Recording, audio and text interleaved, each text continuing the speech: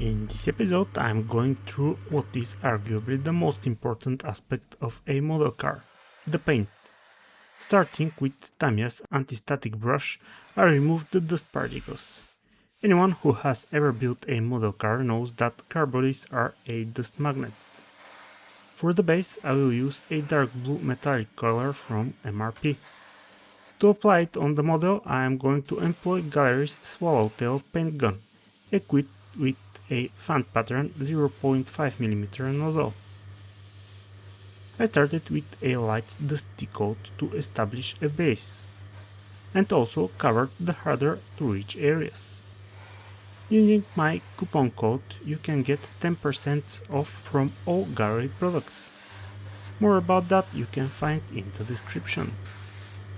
After a few more layers, I was happy with the opacity of the paint and left it to cure. On the following day, it was time to start the clear coat application, but then I was greeted with an empty jar of my ready clear coat mix. So I had to mix a new batch of 1 part Mr. Super Clear 3 UV and 2 parts of Mr. Leveling Thinner.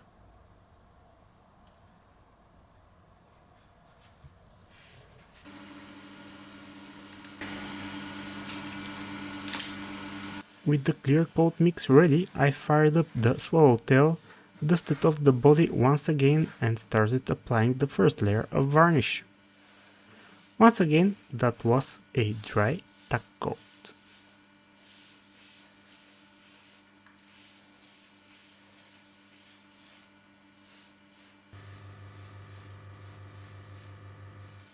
The following two coats were wet and heavy. Clear varnish thickness is important.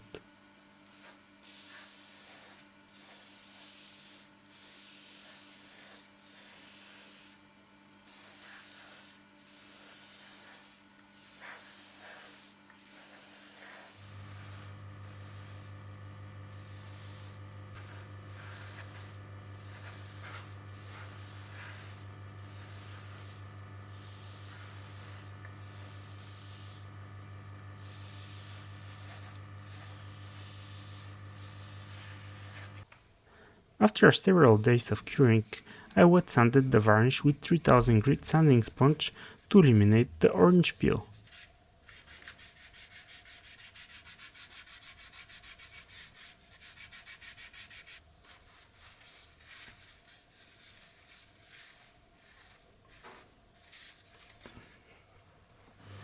That was followed by the final layer of clear.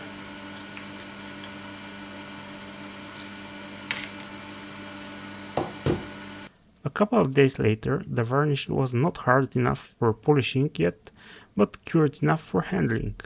So I went ahead and painted the deck of the engine bay. This seems to be the same champagne color regardless of the exterior color of the car. The painting I did with one of Gallery's metallic paint markers. Fast and easy, or certainly more so than masking and airbrushing this complex surface. Also, using a self-adhesive aluminum foil, I recreated the heat shield on the underside of the engine lid.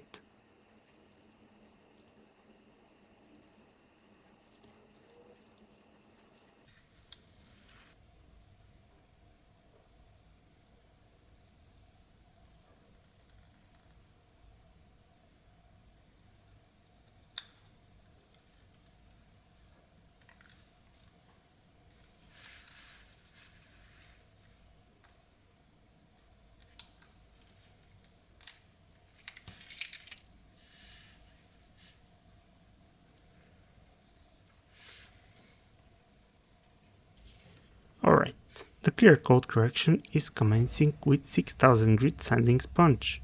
When wet sanding, removing the contaminated water quite frequently is very important in my opinion. I apply almost no pressure on the sponge, just enough to keep it gliding on the surface. After the 6K, I went down to 8000 grit and repeated the whole process. In any event, for me starting the correction with 6000 grit is a success on its own.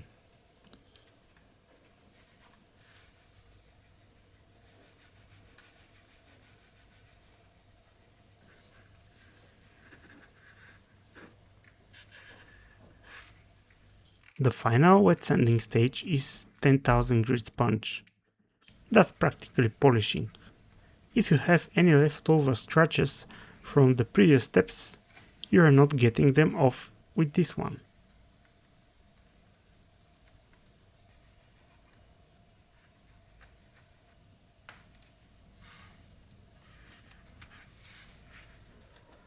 Now let's buff the paint with Tamiya's finishing compound, a rotary tool and the world's smallest polishing pads. Here I tend to work the compound in until it completely disintegrates and becomes sleek and transparent.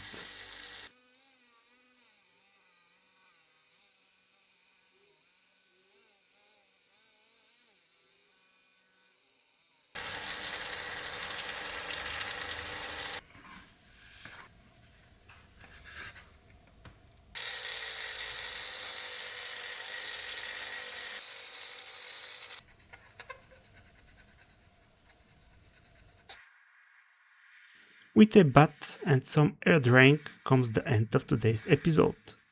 Thank you very much for watching and until next time, happy modeling fellas!